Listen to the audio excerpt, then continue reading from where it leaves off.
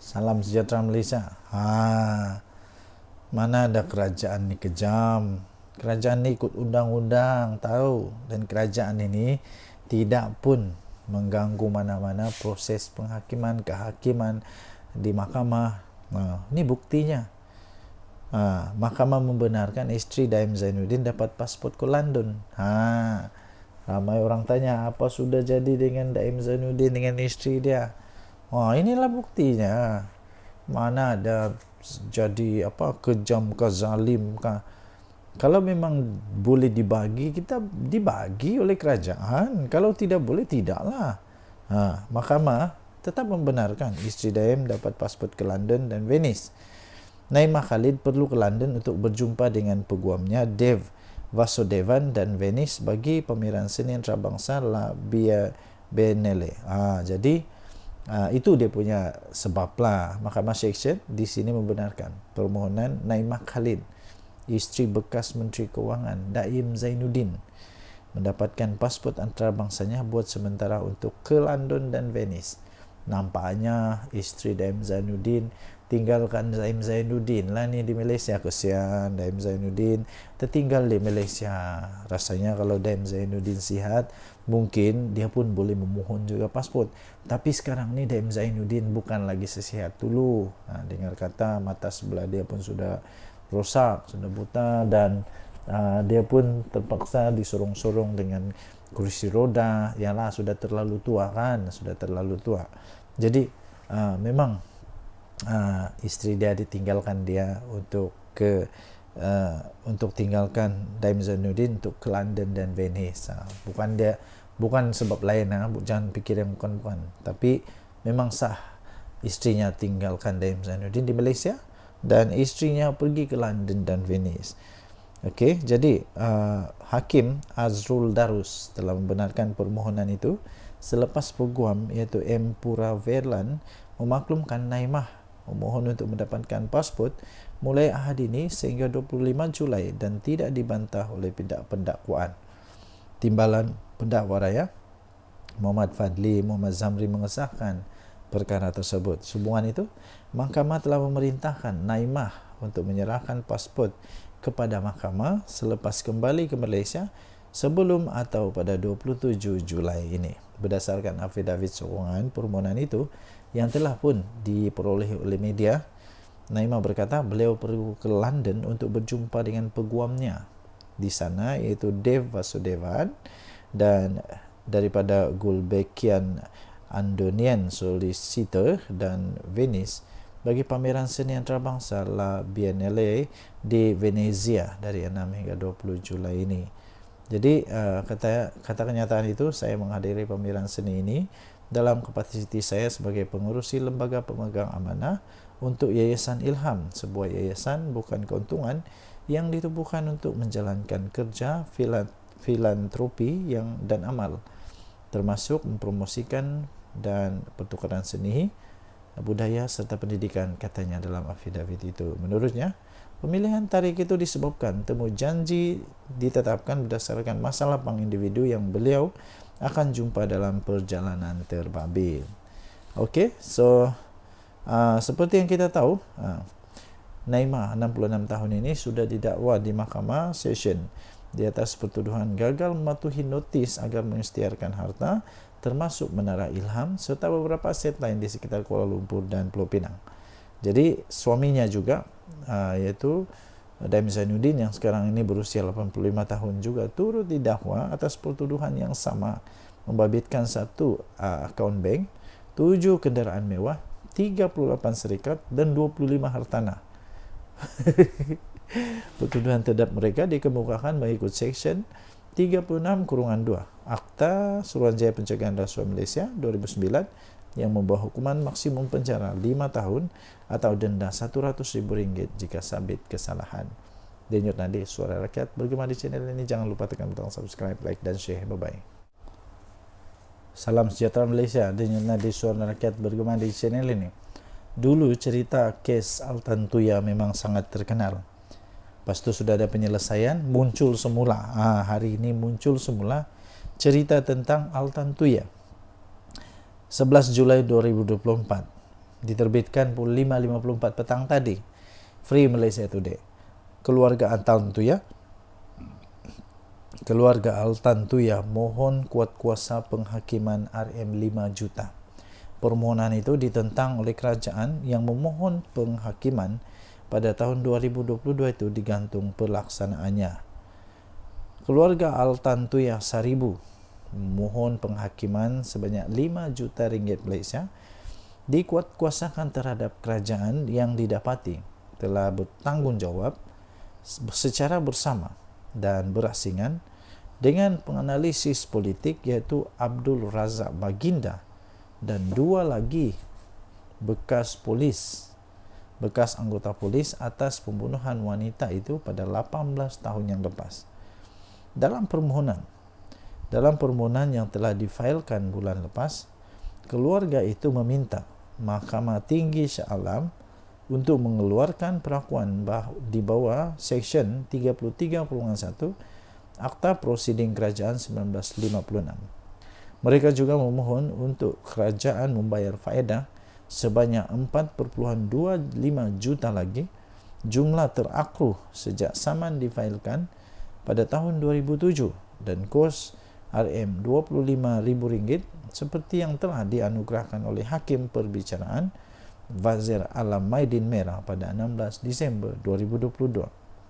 Permohonan itu disokong oleh afidavit yang ditandatangani oleh Peguam Sanjit Kaur Deo. Sanjit berkata kerajaan memfailkan afidavit awal bulan ini untuk menentang permohonan itu. Kerajaan juga memfailkan permohonan menggantung pelaksanaan penghakiman sehingga permohonan penguatkuasaan selesai, katanya. Beliau berkata tindakan pelaksanaan ini juga akan dimulakan dengan Razak yang tidak memohon penggantungan penghakiman. Sanjit berkata ibu bapa Altan Tuya Saribu Setev dan Altan Setet Seg Sanja dan anaknya Mugun Sagai memfailkan permohonan itu kerana tiada kemajuan dalam perundingan penyelesaian dengan Putrajaya berhubung pembayaran jumlah yang perlu dibayar mengikut penghakiman. Kerajaan dan Razak mengaku menjalinkan hubungan dengan Altan Tuya, telah membuat rayuan terhadap kuantum dan liability. Sementara itu, keluarga Altan Tuya memfailkan rayuan balas untuk mendapatkan pampasan lebih tinggi. Altan Tuya telah ditembak di kepala di sebuah hutan di Puncak Alam sebelum mayatnya diletupkan pada tahun 2006 yang lalu. Bekas anggota polis Azilah Hadri dan Sirul Azhar Umar didapati bersalah dan dijatuhi hukuman mati atas pembunuhannya. Razak, bekas pembantu kepada Timbalan Perdana Menteri pada ketika itu, iaitu Najib Razak, didakwa telah bersubhat dengan Azilah dan Sirul tetapi dibebaskan tanpa dipanggil membela diri. Sirul yang dibebaskan daripada tahanan imigresen di Australia pada tahun lepas kini menetap di Canberra dan Azilah banduan akhir di penjara Kajang tidak mencabar saman keluarga itu. Dalam penghakiman bertulisnya yang dikeluarkan pada minggu lepas, Wazir berkata beliau terpaksa menunggu inferens bertentangan berhubung Razak selepas beliau memilih untuk tidak memberi keterangan secara bersumpah atau membayar saksi dalam prosiding saman itu. Wazir berkata Sirul dan Azira juga mengaku kepada beberapa pegawai polis bahawa mereka telah menyebabkan kematian Altan Tuya dengan menembaknya menggunakan senjata api, kemudian meletupkan mayatnya dengan bahan letupan gas tentera. Beliau berkata, kelakuan Razak sebelum dan selepas kematian bangsa menimbulkan inferens yang tidak dapat ditolak bahawa dia bersubahat dengan anggota-anggota polis tersebut. Katanya, Sirul dan Azilah tidak mempunyai alasan sendiri untuk membunuh Altan Tuya. Denyut nadi suara rakyat bergema di channel ini. Jangan lupa untuk tekan butang subscribe, like dan share. Malaysia kita punya, cintai Malaysiaku. Kita jaga kita. Sila tinggalkan komen anda. Kita jumpa lagi. Salam sejahtera Malaysia. Bye-bye. Salam sejahtera Malaysia. Giliran bersatu kena saman. bersatu kena saman. Siapa yang saman? Orang dia sendiri, tahu. Bekas orang dia sendiri, orang kanan dia sendiri. Saman bersatu. Nah, inikah kehebatan bersatu? Suhaili menyaman bersatu dan mohon pengisytiharan bahawa pemecatan kepada beliau itu adalah tidak sah. Ahli Parlimen Labuan ini telah memfailkan saman itu menerusi Tuan Feroz Julian pada 1 Julai lepas di Mahkamah Tinggi Shah Alam.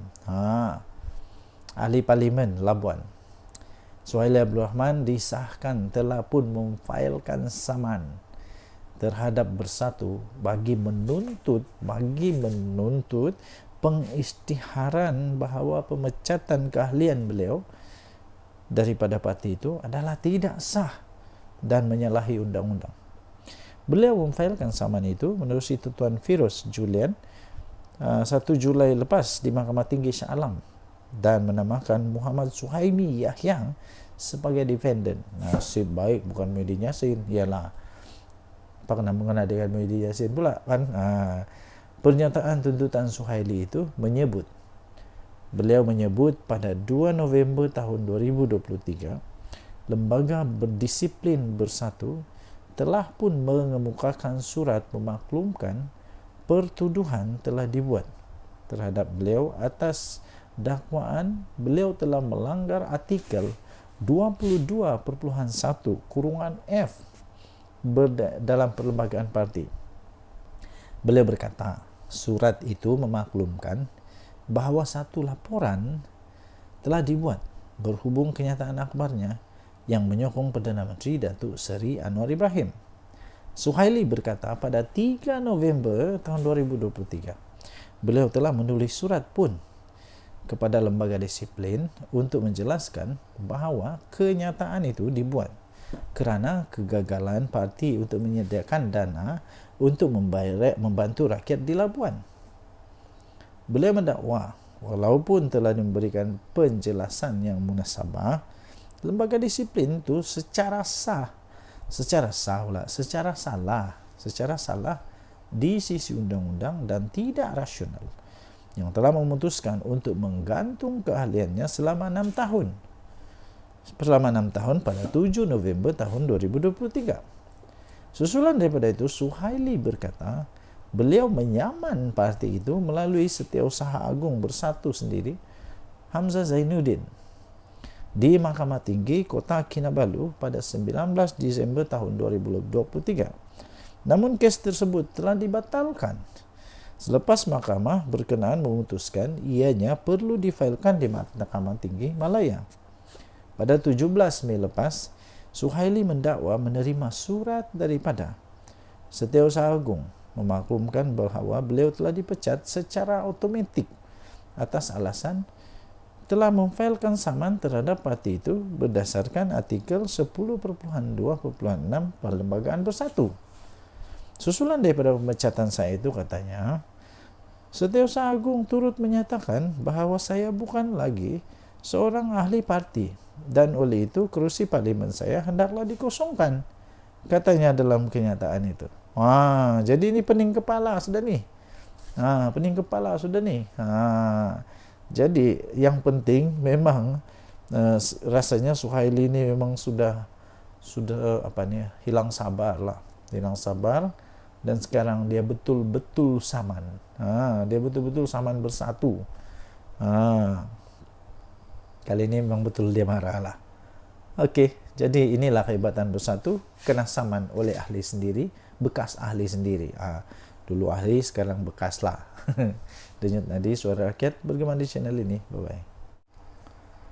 Salam sejahtera Malaysia. Denyut Nadi, Suara Rakyat, bergema di channel ini. Kalau saya bagi satu teka-teki, mungkin semua orang tahu. Satu Malaysia tahulah siapakah manusia di Malaysia ini yang dulu pernah kena saman fitnah, kalah. Lepas itu dia pergilah minta derma, minta tolong supaya dia dapat bayar saman. Siapa dia? Saya bagi clue sikit lah. Dianya bekas UMNO. Lepas tu tiba-tiba sekarang entah apa kejadiannya, dia pula sekarang macam jadi musuh besar UMNO. Siapa dia? Papa Gomo lah. Siapa lagi? Papa Gomo sekarang ni memang bermasalah besar. Dia boleh berhadapan dengan penjara. Tahu penjara? Dia boleh dipenjara berapa tahun? Penjara 3 tahun maksimum. Dia boleh dipenjara 3 tahun. Kesian Papa Gomo. Kalau Papa Gomo yang sekarang ni 41 tahun. Aku baru tahu rupanya aku lebih tua dari Papa Gomo. Muda lagi rupanya manusia ni. Baru 41 tahun. Saya ni dah dekat 50 tahun. Wah, rupanya muda lagi Papa Gomo ni. Papa Gomo tidak fikir panjang kan tentang masa depan dia. Kalau dia kena penjara 3 tahun, dia sudah ada rekod jenayah sebagai banduan. Papa Gomo memang dia boleh dipenjara 3 tahun maksimum atau denda RM5,000 atau kedua-duanya jika sabit kesalahan. Silap-silap sudahlah kena penjara 3 tahun, kena denda lagi RM5,000. Kenapa? Kerana Papa Gomo telah didakwa dengan dakwaan apa? Apa itu? Papa Gomo telah menghasut berkaitan dengan isu pemilik KK Supermart dan N Superstore Sdn Bhd terhadap Sultan Ibrahim, yang menghadap Sultan Ibrahim. Kita tahu ceritanya. Dulu ada satu isu itu jadi isu yang panas, isu yang menjadi akhirnya sangat-sangat panas. Akhirnya yang di Pertuan Agong campur rasanya di Pertuan Agong terpaksa untuk dirayu oleh pemilik KK Supermart and Superstore Sdn Bhd ini untuk dia minta ampun, merafak sembah minta ampun. Yalah, takkanlah pemilik KK Supermart ni jumpa dia Wang pula, takkan dia jumpa Papa Gomo pula, mestilah dia minta ampun, minta maaf kepada wakil tertinggi agama Islam Malaysia, iaitu di Pertuan Agong. Jadi kerana itu dia itu Papa Gomo didakwa menerbitkan kenyataan yang bersifat menghasut. Hairan jugalah, Papa Gomo kena. Lepas tu siapa lagi? Che Gubrad pun kena. Siapa lagi? Entahlah siapa lagi lepas ni. Jadi anda rasa adakah Papa Gomo akan menang atau kalah? Kalau dia menang, macam mana dia boleh menang? Kalau dia kalah, kenapa dia kalah? Kalau dia kalah, yalah, kalau dia kalah dan kena denda RM5,000, mungkin Papa Gomo hanya senyum-senyum je, senangnya RM5,000. Tapi kalau kena penjara, ambil kau akan jadi ada rekod jenayah sebagai banduan. Mungkin banduan Papa Gomo jadi banduan apa tu? Banduan hebat VIP. Dapat makan roti percuma. Denyut Nadi Suara Rakyat bergema di channel ini. Jangan lupa tekan butang subscribe, like dan share. Bye-bye. Salam sejahtera Malaysia. Denyut Nadi Suara Rakyat bergema di channel ini. Apa pula perkembangan terkini untuk Che Gubrad yang memang terkenal sekarang ini kerana beliau dapat pelbagai cara untuk diperkenalkan. Okey, jadi banyaklah cara untuk saya perkenalkan dia, tapi salah satunya cara untuk kita mengenal dia ialah yang sekarang ini dihadapkan ke mahkamah kerana kes menghasut. Dalam banyak-banyak cara untuk kita memperkenalkan diri kepada orang, paling tak seronok adalah yang diperkenalkan kerana ada kes mahkamah. Tapi apa boleh buat? Itulah realiti dia. Ini perkembangan terbaru untuk kes hasutan Che Gubrad 26 November ini. Badrul Hisham Saharin berdepan pertuduhan menghasut yang akan merosakkan nama baik yang di Pertuan Agung Sultan Ibrahim di Facebook. Paling hebat lah, ini pengenalan paling hebat. Sudahlah kalau diperkenalkan Che Gubad yang didakwa di mahkamah kerana menghasut. Paling hebat lagi, tahu tak siapa? Kamu tahukah siapa yang dia hasut? Yang dia cuba untuk hasut, yang dia didakwa cuba untuk hasut adalah yang di Pertuan Agung. Waduh, macam mana lah ada manusia begini nih. Tapi masih belum ada keputusan. Cuma pada 26 November ini kita dengarlah perbicaraan kes Badrul Hisham atau Che Gubad yang berdepan pertuduhan telah menghasut yang akan merosakkan nama baik siapa? Yang di Pertuan Agung. Hairan jugalah, sejak kebelakangan ni banyak sungguh manusia di Malaysia ni yang memang seolah-olah sudah lupa. Sudah lupa bahawa kita menganggap raja-raja kita ni berdaulat. Tapi sekarang bukan main lagi. Siap ada kena dakwa hasutan, menghasut di Pertuan Agung lagi di mahkamah.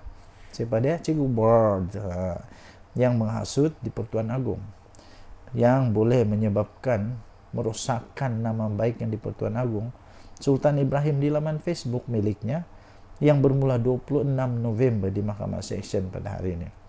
Pada pendapat anda, bolehkah Che Gubad kalahkan mahkamah? Bolehkah Che Gubad menang dalam kes satu sultan ini? Ingat, yang dia mau lawan ini bukan calang-calang. Yang dia hasut ini bukan orang kampung saya. Ini yang dihasut yang di Pertuan Agung. Jadi yang hakim nanti ini, Hakim Siti Aminah Ghazali menetapkan tarikh perbicaraan 26 dan 27 November selepas timbalan pendakwa raya Kalmiza Saleh memaklumkan pihaknya telah menyerahkan dokumen berkaitan kes itu kepada pembelaan. Jadi apakah yang dia bakal hadapi Badrul Hisham, Che Gubad sekarang 45 tahun ini disiasat apa itu menghasut lepas mengikut perenggan, boleh dihukum di bawah Seksyen 4/1 akta yang sama, yaitu Akta Hasutan 1948, yang membawa hukuman maksimum penjara 3 tahun. 3 tahun. Maksimum penjara 3 tahun atau denda RM5.000 atau kedua-duanya jika sabit kesalahan. Bertambah lagi lah koleksi nanti. Beliau juga berdepan pertuduhan mengeluarkan fitnah. Dua nih. Fitnah, kenyataan fitnah yang merosakkan nama baik yang di Pertuan Agung. Jadi dia boleh, untuk fitnah ini dia boleh dihukum penjara maksimum 2 tahun atau denda atau kedua-duanya sekali jika sabit kesalahan. Tuan-tuan dan puan-puan yang dihormati sekalian, apakah nasib Che Gubad ini? Terlajak perahu boleh diundur, terlajak kata badan binasa. Masalahnya yang dilajak ini bukan calang-calang, bukan orang biasa. Ini yang kita junjung tinggi nih, raja kita. Apalagi yang di Pertuan Agung pula tuh. Denyut Nadi Suara Rakyat bergema di channel ini. Jangan lupa tinggalkan komen anda. Apa pendapat anda? Adakah Che Gubad ini akan masuk penjara atau tidak? Kita tengoklah nanti. Bye.